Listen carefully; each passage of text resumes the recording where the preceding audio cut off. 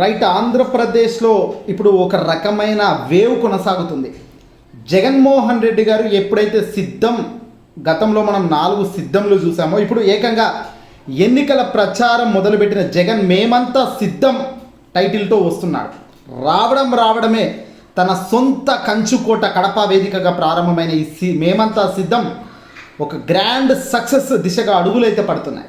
ఈరోజు నంద్యాలలో మరింత గ్రాండ్ సక్సెస్ అయిందని చెప్పాలి. రెండో సభ జగన్మోహన్ రెడ్డి గారు చాలా క్లుప్తంగా, చాలా క్లియర్ కట్గా కొడుతున్న బాణాలకు ఆ ముగ్గురికి తడిసిపోతుందని చెప్పాలి.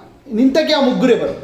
ఒకరు డైరెక్ట్ తెలుగుదేశం పార్టీకి సంబంధించిన అధినేత నారా చంద్రబాబు నాయుడు అని చెప్పాలి.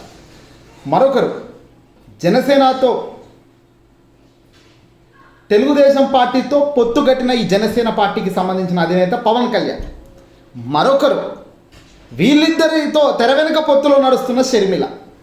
ఈ ముగ్గురికి జగన్ ఒక అద్దరిపోయేలా బాణాన్ని సంధిస్తున్నారని చెప్పాలి. ఇక్కడ ఒక మహాయుద్ధం తలపించే స్థాయిలో జగన్ దాన్ని ఆ లెవెల్ దాకా తీసుకుపోవడంలో సక్సెస్ అయ్యారు.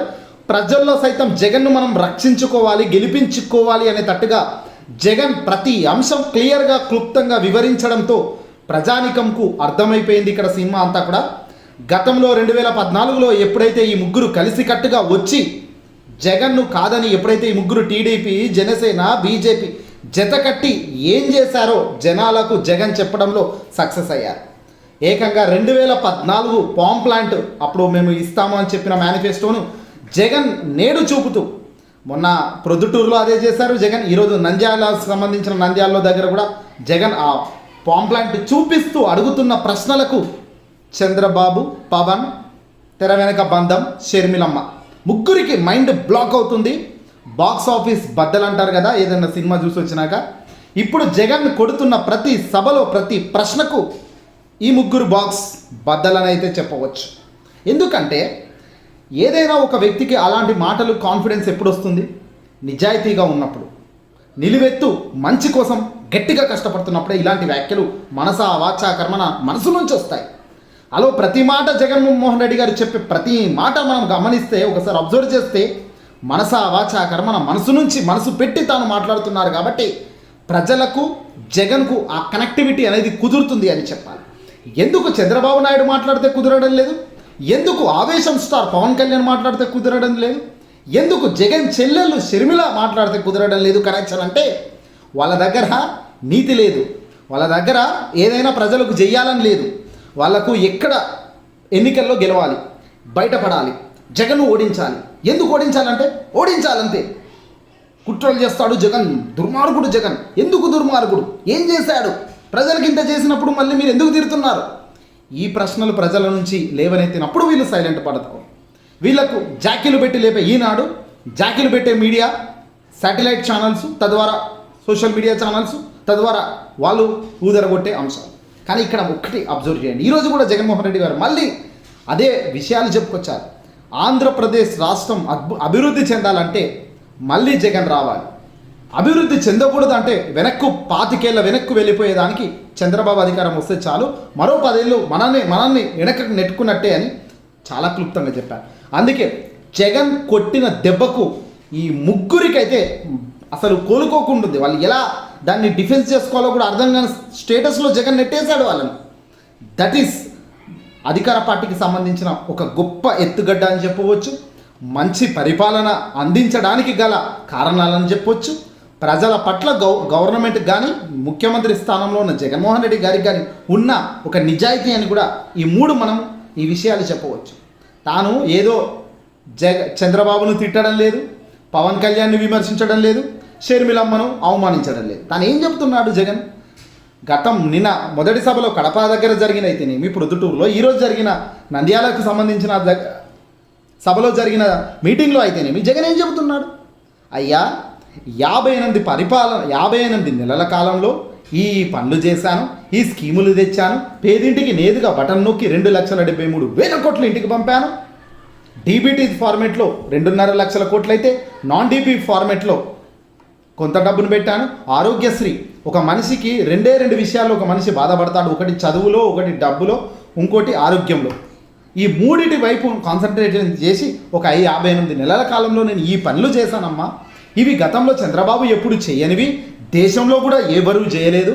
కేవలం మీ జగన్ మాత్రం మీ మీద ఉన్న ప్రేమతో ఈ గొప్ప స్కీములు కసితో పట్టుదలతో తెచ్చి సాధించగలిగాడు. దాన్ని ముందుకు తీసుకోగలగడంలో సక్సెస్ అయ్యాడు. దీన్ని మరింతగా ముందుకు తీసుకెళ్లాలన్నా, దీన్ని సక్సెస్ దిశగా అడుగులు వేయాలన్నా మరింత కాలం ఇవి పథకాలు ముందుకు వెళ్తేనే అభివృద్ధి వేగం పెంచుకుంటుంది. కాబట్టి మరో 5 ఏళ్ళు నాకు అవకాశం ఇవ్వండి. మరో 5 ఏళ్ళు నాకు అవకాశం ఇస్తే మరింత గొప్పగా పరిపాలన చేస్తాను. లేని పోకడలకు పోవట్లేదు. లేని మాదిరిగా చంద్రబాబు మాదిరిగా 1,40,000 కోట్లు సంవత్సరానికి ఖర్చు చేసే అని అడ్డమైన హామీలను ఇవ్వలేను. చెప్పింది చేస్తా, చేసింది చెబుతా. ఈ మాదిరి ప్రజలకు కూడా సింక్ అవుతుంది కదా. దొంగెవడు దొరెవడు అనే దానికి ఇన్ని గణం జగన్మోహన్ రెడ్డి గారు పెడుతున్న ఫార్ములా కానీ, ఆయన ఇంప్లిమెంటేషన్ ఆఫ్ ప్రజెంటేషన్ కానీ, ఇవన్నీ ప్రజలు ఆలోచిస్తున్నప్పుడు జగన్ మళ్ళీ ఎందుకు రాడు? ఇది జగన్మోహన్ రెడ్డి గారు మొదటి నుంచి కూడా తన అడుగుజాడల్లో తను పర్ఫెక్ట్గా రెస్పెక్ట్ మాదిరిగా డిసిప్లిన్ మాదిరిగా వెళ్తున్న పద్ధతి. కానీ ఏ చంద్రబాబు నాయుడు అయినా, ఏ పవన్ కళ్యాణ్ అయినా, ఏ షర్మిలమ్మనైనా ఎక్కడా ఏమీ లేదు. మొదట చంద్రబాబు నాయుడును తీసుకుంటే అటర్ ఫ్లాప్, పక్కకు పెట్టండి 40 ఏళ్ళ రాజకీయ సీనియర్ను. ఇంకా పవన్ కళ్యాణ్ గడిచిన 10 ఏళ్ల నుంచి పార్టీ పెట్టిన పేరే కానీ అటు సినిమాలు తీసుకుంటూ ఆయన బిజీగానే ఉంటాడు తప్ప రాజకీయాల వైపు కాన్సన్ట్రేషన్ చేయదు. ఈ పొద్దు ఎన్నికల ముందు హడావిడి చేసి ఆగమాగం చేసి 4 ప్రెస్ మీట్లో ఊదరగొట్టే డైలాగులు కొట్టడం తప్ప ప్రజలకు చేసిన మంచి అయితే ఈ మనిషి చెయ్యడు కూడా, ఆలోచన కూడా ఈయనకు లేదు. ఇంకా షర్మిల మొదట అన్న మీద కోపంతో తెలంగాణకి వెళ్ళావంటావు. తెలంగాణలో అన్న మీద కోపం ఏం లేదు. తెలంగాణ రాష్ట్ర బిడ్డను, నేను ఇక్కడే పుట్టా ఇక్కడే పెరిగా అంటావు. వన్ ఫైన్ టైం నీకు అక్కడ సెట్ కాలేదు, మళ్ళీ ఇక్కడ దూకా. ఇక్కడ ఎందుకు రజన్న రాజ్యం తేలేను అంటావు.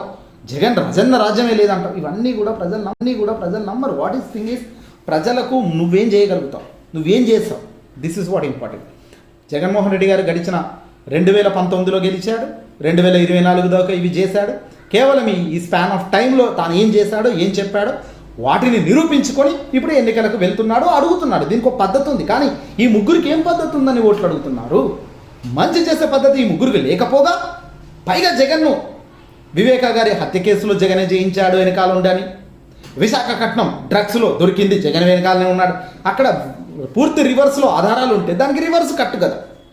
పురంధేశ్వరికి సంబంధించిన కుమారుడికి సంబంధించిన కంపెనీ లింక్స్ ఉంటే, చంద్రబాబు గారి బంధువులకు ఆ కంపెనీలో లింక్స్ ఉంటే, ఇవేవి బయటికి రాకుండా చాకచక్యంగా మీడియా సంస్థలు వాళ్ళకి సంబంధించిన మీడియా బాకాలు కొడుతుంటే దాన్ని హైలైట్ చేసుకుంటూ ప్రజల ముందు పోయి అవే డబ్బా మాటలు చెబుతుంటే ఎందుకు ప్రజలు నమ్మాలి? ఎందుకు ప్రజలు వాళ్ళు చెప్పేది వినాలి? అందుకే వాళ్ళ సభల్లో జనాలు లేరు. ఇక్కడ చూడండి, ఒక్కొక్క సభకు ప్రజానికం తరలి వస్తున్నారా, ఆపలేక ప్రభుత్వం ఇబ్బంది పడే పరిస్థితికి వస్తుంది ప్రజానికం. ఎక్కడి పడితే అక్కడ మేము వస్తాము, లైవ్లో జగన్ గారు ఏం మాట్లాడుతున్నారో మేము చూస్తాము అని తట్టుగా ప్రజానికం వస్తున్నారు. ఇంటరాక్షన్ కూడా ప్రజలకు నేరుగా జగన్ ఇంటరాక్ట్ అవుతున్నాడు, సమస్యలను తెలుసుకోగలుగుతున్నాడు. బహుశా 100% ఏ ప్రభుత్వం ఎప్పుడూ చేయదు, దేశవ్యాప్తంగా కాదు ప్రపంచవ్యాప్తంగా ఏ ఒక్కరూ చేయలేదు. తెలుసుకుంటూ ముందుకెళ్ళే ఆలోచన ఉండాలి ఏ ప్రభుత్వానికైనా. అది లేనప్పుడే తెలంగాణలో జరిగినట్టు జరుగుతుంది. ప్రజలకు ప్రభుత్వానికి కనెక్షన్ తెగినప్పుడే బీభత్సాలు జరుగుతాయి, అనుకోని ఫలితాలు వస్తాయి. ఈ మాదిరిగా జగన్ ఇంత గొప్ప కనెక్షన్ ప్రజలకు ఇటు ప్రభుత్వానికి గొప్ప కనెక్షన్ ఉన్నప్పటికీ దాన్ని అడ్డు తీసేసేయాలి, దాన్ని తొలగించాలి అన్న ప్రయత్నంలో చేసే ప్రతి స్టెప్, ప్రతి అడుగు ఫెయిల్ అవుతుంది, ప్రతి అడుగు బెడిసి కొడుతుంది. దీంట్లో భాగంగా ఈ ముగ్గురికైతే ముఖ్యంగా జగన్ కొట్టే ప్రతి దెబ్బకి ఈ ముగ్గురికైతే బాక్స్ ఆఫీసులు బద్దలనేది మాత్రం మళ్ళీ చెప్పవచ్చు. ఈ వీడియో నచ్చితే లైక్ కొట్టండి, విశ్లేషణ నచ్చితే లైక్ కొట్టి షేర్ చేయండి.